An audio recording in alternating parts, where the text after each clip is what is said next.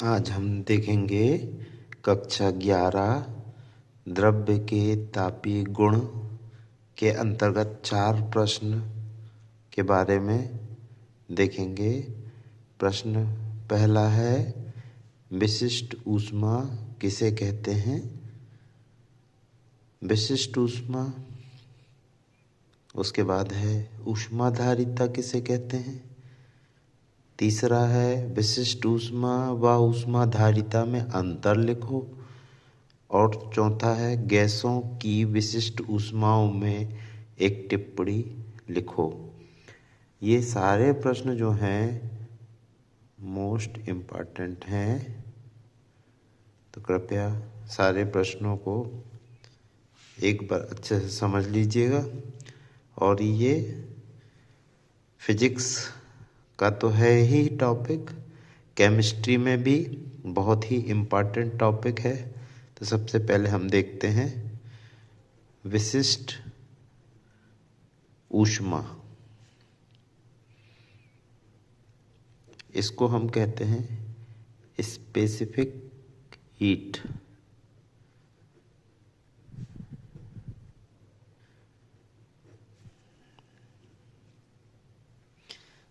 ये विशिष्ट ऊष्मा किसी पदार्थ का गुण होता है, जैसे सोना, चांदी, तांबा, पानी इत्यादि। इसकी परिभाषा इस प्रकार से होगी, किसी पदार्थ की विशिष्ट ऊष्मा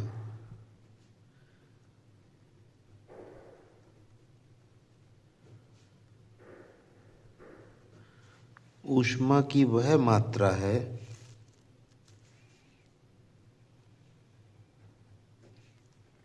ऊष्मा की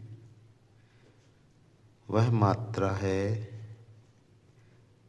जो एकांक द्रव्यमान वाले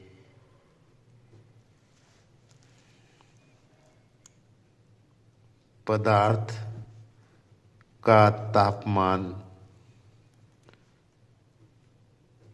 1 डिग्री सेंटीग्रेड बढ़ा दे।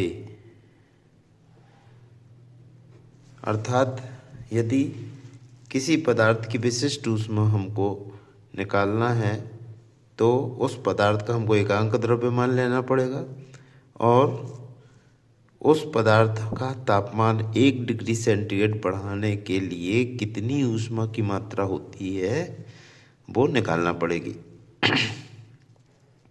तो परिभाषा से हम सूत्र निकालते हैं। विशिष्ट ऊष्मा को स्मॉल s से प्रदर्शित करते हैं। स्मॉल s से दर्शाते हैं। इसमें लिखेंगे हम कि माना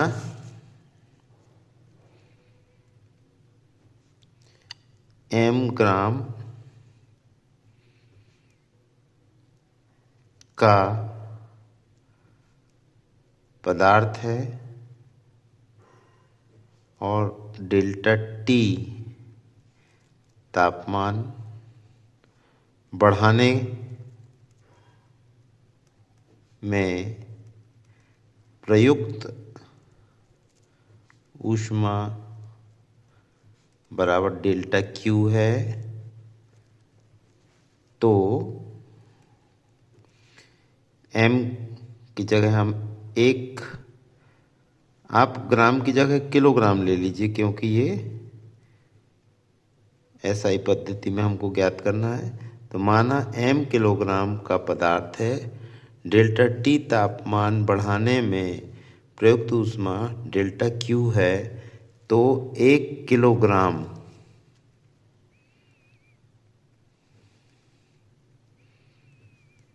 पदार्थ का ताप डेल्टा T की जगह कितना बढ़ा देंगे? 1 डिग्री सेंटीग्रेड बढ़ाने में प्रयुक्त ऊष्मा बराबर क्या आ जाएगा, ये बराबर जाएगा, ध्यान से देखिएगा, डेल्टा क्यू बटे यहाँ पर कितना है, एम का 1 हुआ है तो बटे एम, इसी प्रकार डेल्टा टी का आपका 1 डिग्री है तो बटे डेल्टा टी आ जाएगा।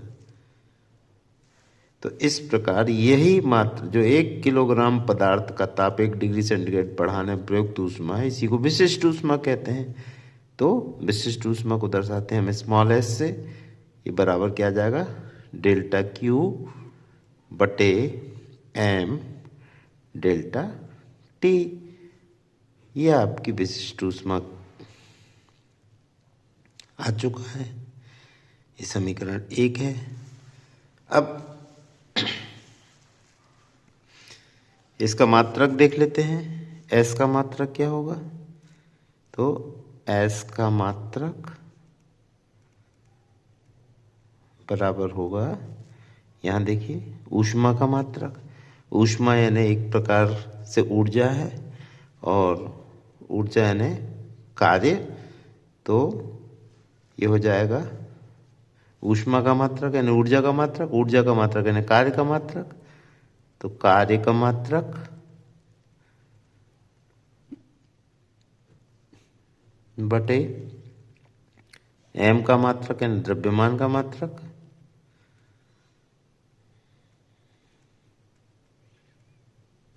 और गुणित ताप का मात्रक।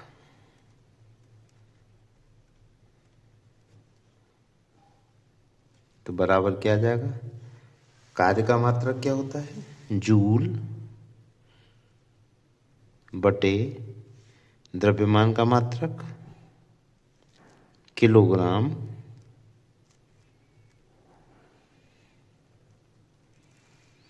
गुणित ताप का मात्रक आपका केल्विन। इस प्रकार से इसका मात्रक आ जाएगा जूल प्रति किलोग्राम प्रति केल्विन।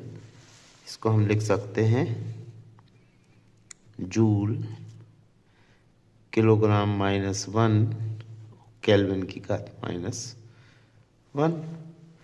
स्मॉल एस का हम विमीय समीकरण भी निकाल सकते हैं। तो विमीय समीकरण क्या हो जाएगा, देखिए आप, ऊष्मा का विमीय समीकरण यानी ऊर्जा का विमीय समीकरण या कार्य का विमीय समीकरण, तीनों एक ही चीज है। ये आ जाएगा आपका एम एल स्क्वायर टी -2, और फिर द्रव्यमान का मात्रक m की पावर -1 हो जाएगा, और सेम तापमान को लिखते हैं हम केल्विन, केल्विन की पावर हो जाएगी -1। इस प्रकार से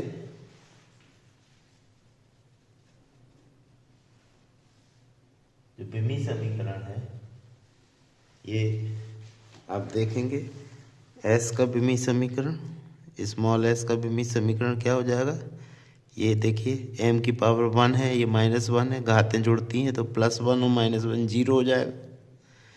m to the power 0, l की पावर 2 और t की पावर -2 और k टू द पावर -1। ये आपका स्मॉल एस यानी कि विशिष्ट ऊष्मा का विमीय समीकरण प्राप्त हो गया। इसके बाद प्रश्न दूसरा करते हैं हम, ऊष्माधारिता किसे कहते हैं। तो उत्तर दूसरा,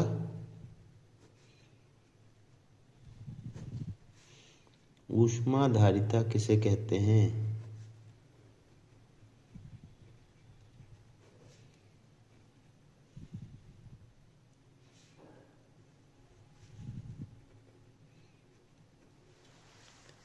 ये ध्यान दीजिएगा कि विशिष्ट ऊष्मा और ऊष्माधारिता में बहुत ज़्यादा अंतर नहीं होता है, थोड़ा सा अंतर है।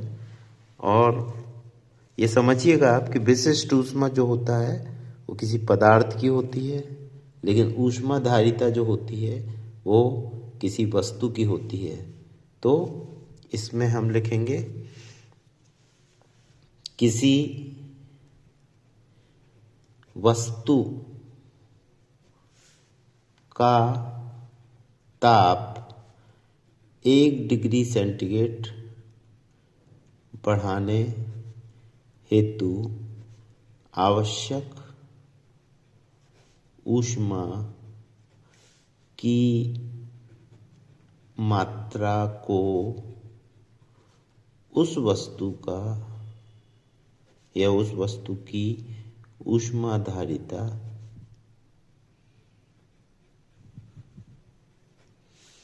कहते हैं।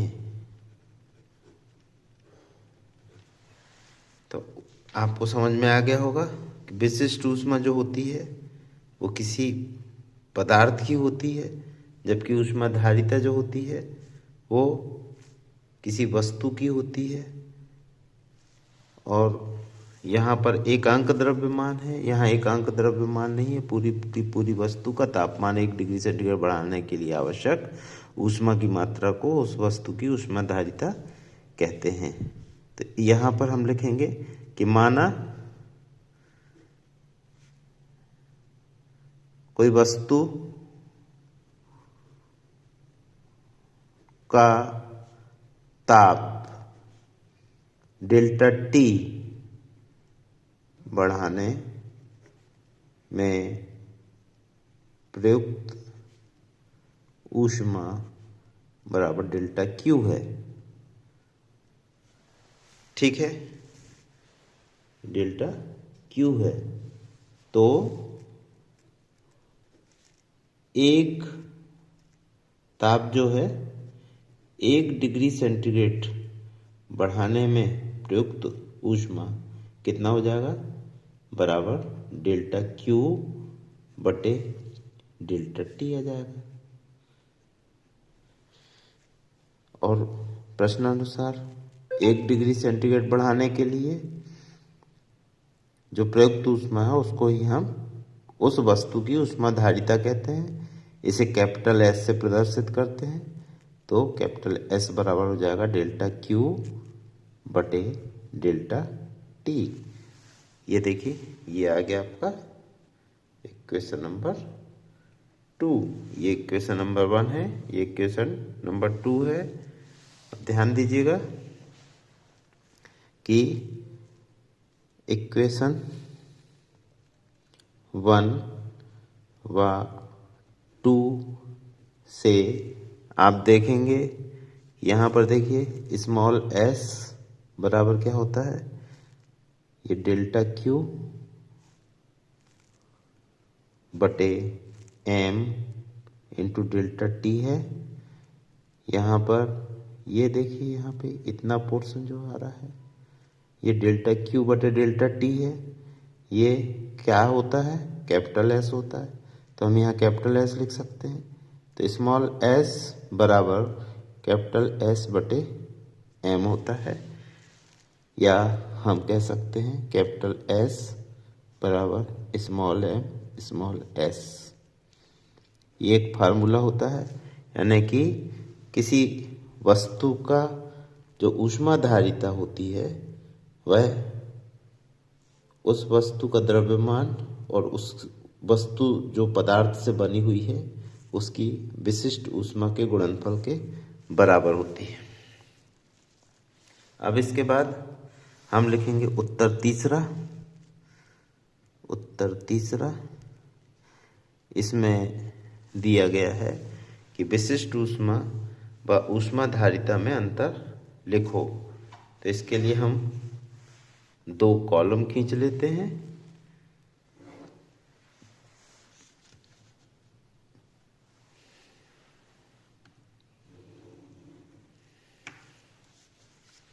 यहाँ देखिए, यहाँ हम लिखेंगे विशिष्ट ऊष्मा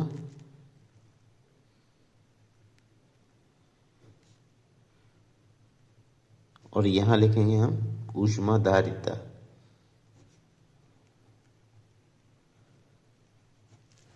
पहला अंतर देखिए, यहाँ पर विशिष्ट ऊष्मा में क्या होता है कि ये किसी पदार्थ की विशिष्ट ऊष्मा, और ऊष्माधारिता में क्या लिखा हुआ है, किसी वस्तु का ताप 1 डिग्री सेंटीग्रेड बढ़ाने के लिए। तो यहाँ अंतर यही है, यहाँ लिखा रहता है पदार्थ और यहाँ लिखा रहता है वस्तु। तो विशिष्ट ऊष्मा किसका गुण है, ये पदार्थ का गुण है, पदार्थ का गुण है। जैसे सोना, चांदी, पानी इत्यादि। जबकि ऊष्माधारिता क्या है, ऊष्माधारिता जो होता है ये वस्तु का गुण होता है, वस्तु का गुण होता है। अब वस्तु कुछ भी हो सकती है, जैसे ईंट है, ईंट है आपकी, गिलास है, सोना से बनता हार है। तो आप लोग शायद समझ गए होंगे। दूसरा अंतर क्या है, ये एकांक द्रव्यमान के लिए निकलता है,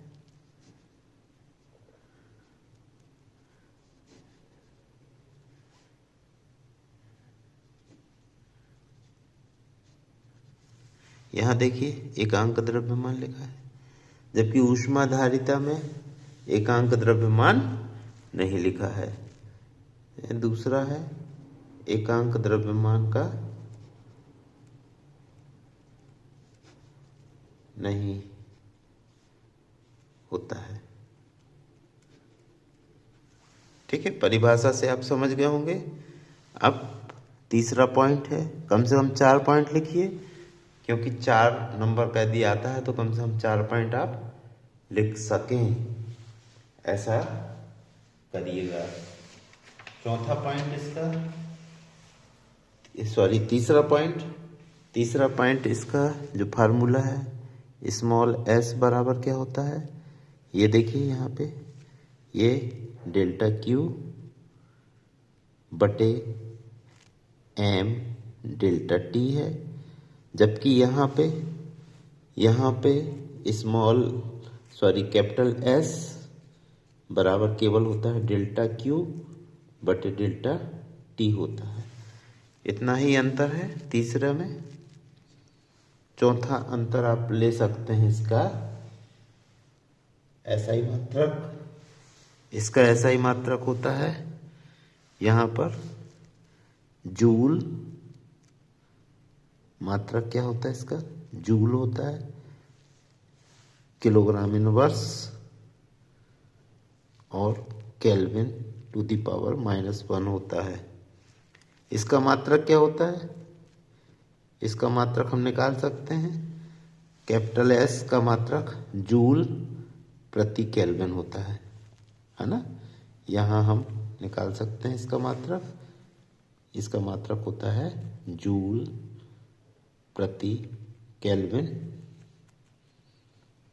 या J टू द पावर -1 होता है। तो ये हो गया आपका तीसरा प्रश्न। इसमें कम से कम आपको 4 अंतर लिखना है, तभी आपको 4 नंबर पूरे प्राप्त हो जाएंगे।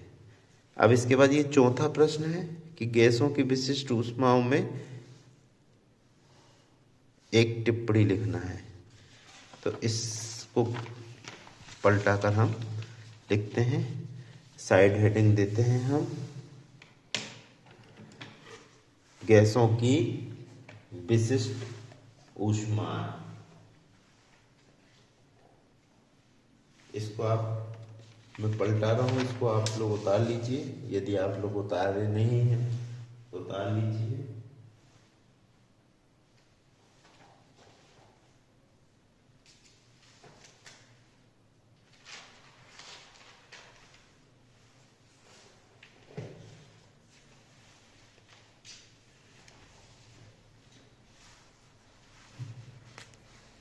नेक्स्ट प्रश्न है हमारा, गैसों की विशिष्ट ऊष्माओं में एक टिप्पणी लिखिए।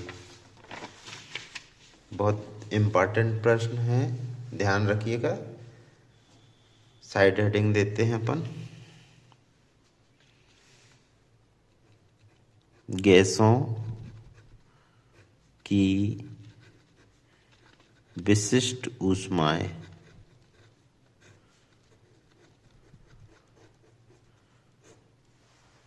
इसका उत्तर लिखेंगे। देखिए, गैसों को जब ऊष्मा दी जाती है,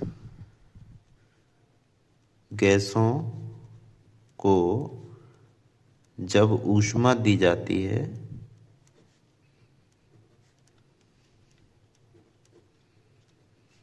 तो ऊष्मा दो क्रियाकलाप करती है।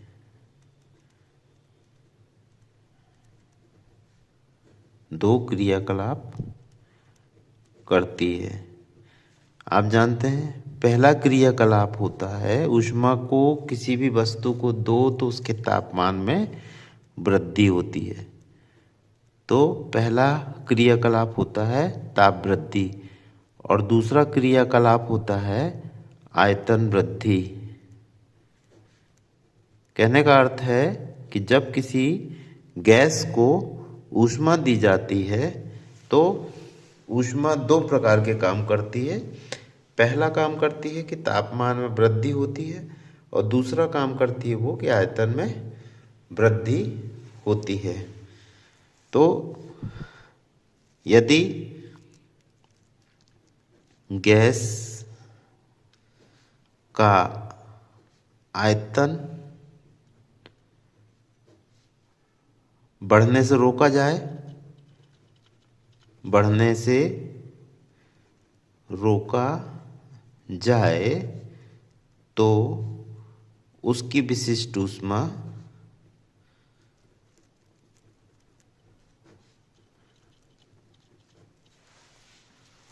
CV कहलाएगी।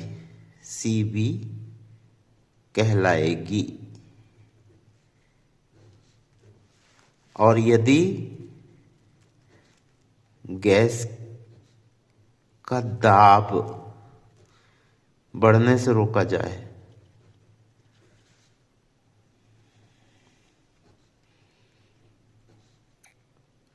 तो उसकी विशिष्ट ऊष्मा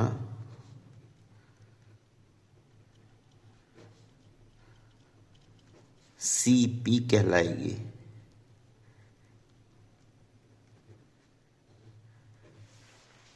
अर्थात गैस की दो विशिष्ट ऊष्माएं होती हैं। एक होती है CV यानी स्थिर आयतन पर विशिष्ट ऊष्मा और दूसरी होती है CP अर्थात स्थिर दाब पर विशिष्ट ऊष्मा। अब आप ये देखिएगा कि CP जो होता है ये ग्रेटर देन होता है CV के। ये क्यों होता है? देखिए,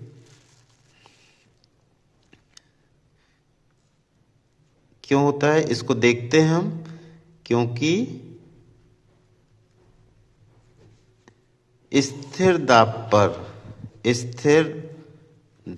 पर जब ऊष्मा दी जाती है तो उसकी मात्रा दो क्रियाकलापों में खर्च होती है। दो क्रियाकलापों में खर्च होती है।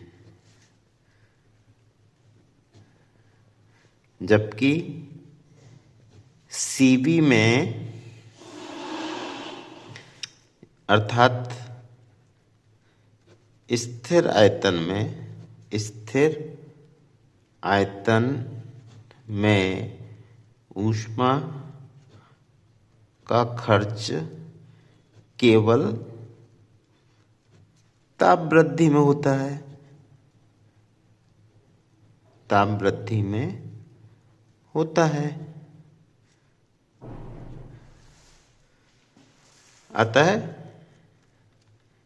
CP बड़ा होता है Cb से। इस प्रकार से हम गैसों की विशिष्ट ऊष्माओं के बारे में इतना लिख सकते हैं। यदि आप इतना लिख लेंगे तो 3 नंबर या 4 नंबर आपको पूरा कंप्लीट मिल जाएगा। ठीक है, थैंक यू।